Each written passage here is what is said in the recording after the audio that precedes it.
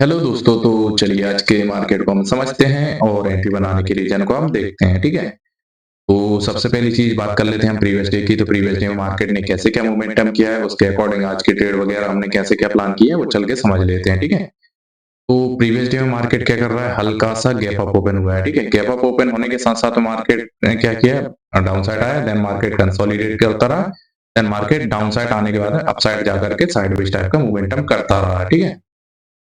तो पिछले दिन को देखते हुए मार्केट में कौन लोग एक्टिवेट हो रहे हैं? बायर्स और सेलर्स दोनों एक्टिवेट हो रहे हैं, ठीक है? तो मार्केट ने क्या किया है कि मॉर्निंग में गैप डाउन ओपन हुआ है, ठीक है? गैप डाउन ओपन होने के साथ-साथ मार्केट क्या कर रहा है? कंटिन्यू अपसाइड निकल रहा है, ठीक है? कंटिन्यू अपसाइड निकल रहा है, तो इसमें कौन लोग एक्टिवेट होंगे? सिर्फ और सिर्फ बायर्स लोग ही एक्टिवेट होंगे, ठीक है? तो जब बायर्स एक्टिवेट होंगे तो उन लोगों के एसएल हमें कहाँ देखने को मिल जाएँगे? डाउन साइड की ओर में, ठीक है? तो चलिए अब हम समझ लेते हैं हमने एंट्री वगैरह कैसे क्या प्लान की है, वो चल के एक बार समझ लेते हैं, ठीक है? तो कहीं इस लेवल के आसपास में मार्केट ने गैप डाउन ओपन हुआ है, देन मार्केट कंटिन्यू अपसाइड में निकला रहा है, ठीक है? तो यहाँ से क्लोजिंग प्राइस जैसे ही मार्केट ने निकाली, निकालने के साथ-साथ मार्केट क्या कर रहा है कि एक रेड कैंडल दिखाई मार्केट ने, ठीक है? कहीं इस लेवल के आसपास में हमने पुट साइड की एंट्री बनाई है क्योंकि मार्केट में बायर्स ही एक्टिवेट हो रहे थे और मार्केट ने क्लोजिंग प्राइस को भी निकाल चुका था, ठीक है? तो उसके बाद में मार्केट ने सेकंड ही कैंडल, थर्ड कैंडल में हमारा एसेलेरेट कर दिया, ठीक है?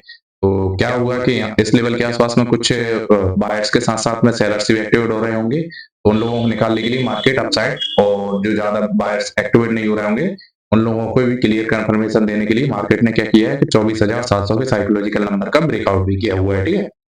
तो जब मार्केट में ब्रेकआउट हो जाएगा 24,700 का, तो यहाँ पे और भी क्लोजिंग प्राइस को देखते हुए मार्केट में बायर्स एक्टिवेट होंगे क्लोजिंग प्राइस के ऊपर, ठीक है?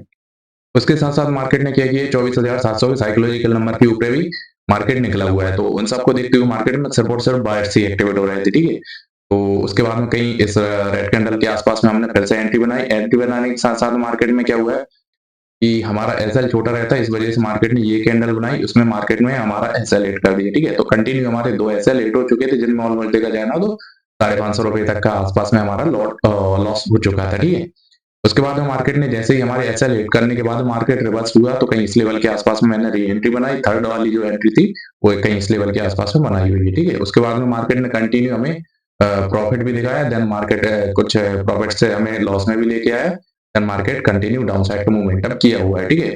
तो मैं कहीं इस लेवल के आसपास में सोच रहा था कि कहीं इस लेवल को निकाल दे तो मैं मार्केट से बाहर हो जाऊँ, ठीक है? उसके बाद में मार्केट ने कुछ हमें अच्छा प्रॉफिट तो दिखाते हुए साथ में लॉस भी दिखाया हुआ है, मतलब लॉस तो नहीं दिखाया, ऑलमोस्ट प्रॉफिट को कम किया हुआ है, ठीक है? उसके बाद में मार्केट ने ब्रेक डाउन किया हुआ है, तो यहाँ कहीं डब्ल्यू टाइप का पैटर्न वगैरह भी बन चुका था, तो उनका भी ब्रेकआउट कर दिया था, तो मार्केट में और लोग बाहर से एक्टिवेट होने लगे थे, तो उन लोगों के असर भी हमें डाउन साइड में देखने को मिल जाएँगे, ठीक है? तो उसके बाद मार्केट ने हमारे टारगेट को जो रहता था, हमारा टारगेट को भी दिया है मार्केट ने, उसके साथ-साथ मार्केट कहीं इस लेवल के आसपास में बढ़िया-सी कैंडल ग्रीन कैंडल ही बनाई है, कहीं इस लेवल के आसपास में मार्केट से बाहर हो गए, ठीक है? तो चलिए अब हम देख लेते हैं कि हमने नंबर ऑफ ट्रेड वगैरह कितनी क्या बनाई, वो चल के एक बार समझ लेते हैं।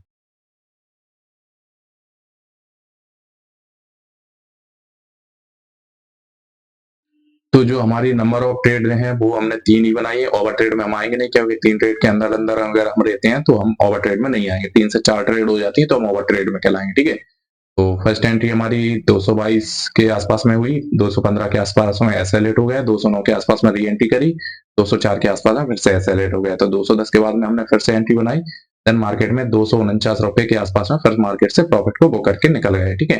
तो चलिए आज का हम प्रॉफिट एंड लॉस को देख लेते हैं, तो प्रॉफिट एंड लॉस हमारा कैसे क्या निकल के आया है, वो चल के एक बार समझ लेते हैं।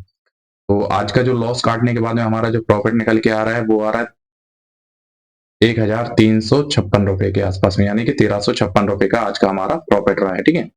तो चलिए दोस्तों, अब हम चल के नहीं एक बार समझ लेते हैं कि हमारी राइट एंट्री वगैरह कैसी क्या रहती है, वो एक बार चल के समझ लेते हैं, ठीक है?